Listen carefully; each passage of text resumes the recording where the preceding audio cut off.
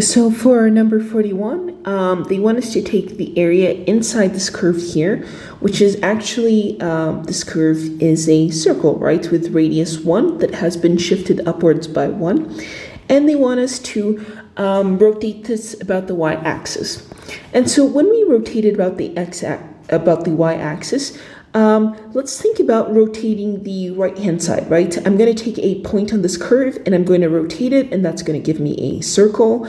Another point on the curve, rotate it, another point, and so on. And so the sum of these circles is going to give me my volume, right? But now let's think about what happens when we take the left part of this curve and we rotate it. So I'm going to take this point, rotate it, that point, rotate it as well. And as we can see here, it forms the same volume.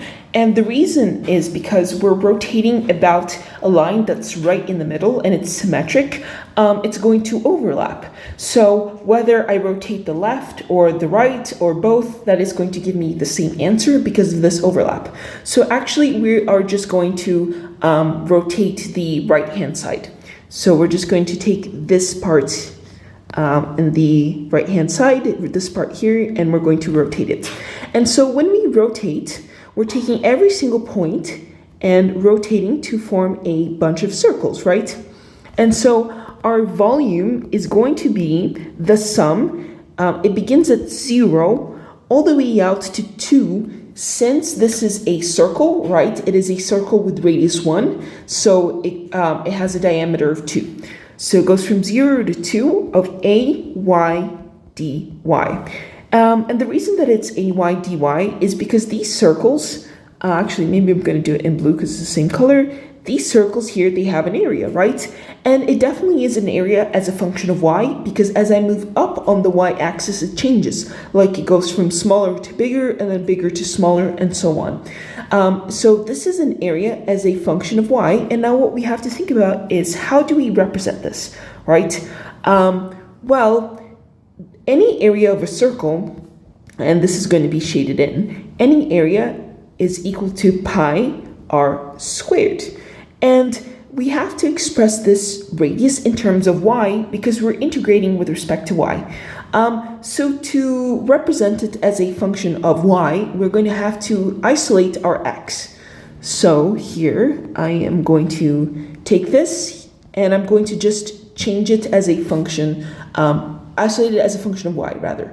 So x is equal to 1 x squared, 1 minus y minus 1 squared, and therefore x is equal to the root of 1 minus y minus 1 squared.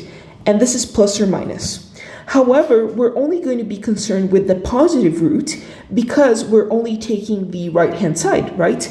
If I were integrating the left-hand side, this would have been the negative root right here. So we're only interested in the positive root.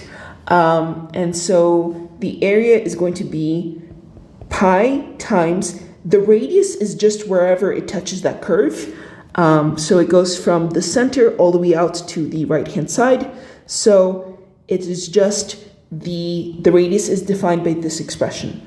And so we're going to have square root of 1 minus square root of, y minus 1 squared, and all of this squared. So the root, it cancels out with the power, and therefore my area is going to be pi times 1 minus y minus 1 squared.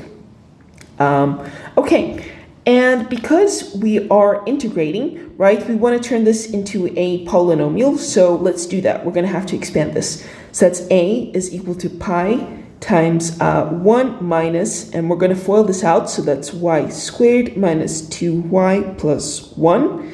And so this 1 minus 1, it cancels out, so we're just going to have minus y squared, and then minus minus plus 2y.